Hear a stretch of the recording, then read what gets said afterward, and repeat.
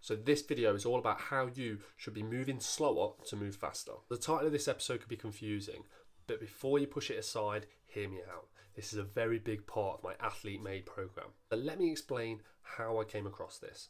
I stopped playing sport as I got into strength and conditioning. So for around 2 years, I essentially did nothing but compound movements, heavy weighted exercises, no more than 5 rep work. And during this time, I teamed up with Nike. We tested our professional players and our youth players against all other clubs across the country to see how we stood against them. We set up a number of physical tests, but the ones I'm going to talk about in particular are the 5 metre, 10 metre and 20 metre dash, which is essentially a timing gate we set up so we could specifically and accurately test how fast the players were. And obviously when we set these tests up, we have to try them out. We have to make sure everything's in working order and they're recording the right results. So we did. But this might have got a little bit competitive. Despite knowing that I've not taken part in any running based activities for years, I still wanted to take part and give it a go. I beat everyone. And my scores were that good, they actually competed with the professional athletes at the highest level of the club. I realised that my scores were good because of the amount of time that I spent performing slow, heavy, low rep exercises. Because of that training, I could produce much higher forces through my lower body from doing those exercises. And this resulted in me being able to apply more force into my sprint drives and obviously increase my overall speed. And moving slow in high forced movements allowed me to increase my overall power.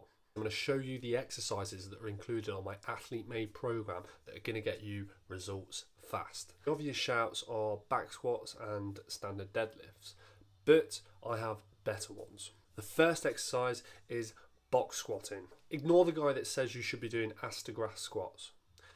One, because not a lot of people can get that low, and if they try getting that low, chances are they're going to injure themselves. Second point is, when in a game of football will you ever get into an ass to grass squat position? You wouldn't. Simple as that. You're very unlikely to go anywhere near parallel while playing football. You're more likely to stay in the upper range of motion. Why not stay injury free but still get the benefits of training the squat movement in the actual range of motion you use in the sports setting in football? Think jumping and sprinting. So you could still do a back squat and just only go to the necessary depth, but good coaching practice and experience says having the box there allows for good depth perception and keeps a consistent rep. Make sure you take a tight grip, provide a strong and stable upper body with a deep breath. Control the descent and apply maximum force on the contraction. It's dependent on the individual's abilities and needs, but I like to hit a good 5x5 to hit both strength and hypertrophy. Next up is the hex bar deadlift. Deadlifting is amongst the most demanding exercises. It works the entire body, making it an obvious choice for developing overall strength. But the deadlift is also the most butchered exercise that cause no end of back problems and injuries. This is because it's quite a technical movement to learn and isn't something you can perfect overnight. Due to being over the load rather than the load being in front of you, it allows you to get a more secure lifting position to reduce the risk of injury drastically and make sure you're still reaping the rewards in strength gains from this exercise. Focus on keeping the weight central, lowering the hips and lifting the chest up while driving through the feet with a straight back. Again, it all depends on the individual's needs and abilities, but I like to hit 5 sets, 5 reps, going as heavy as I can.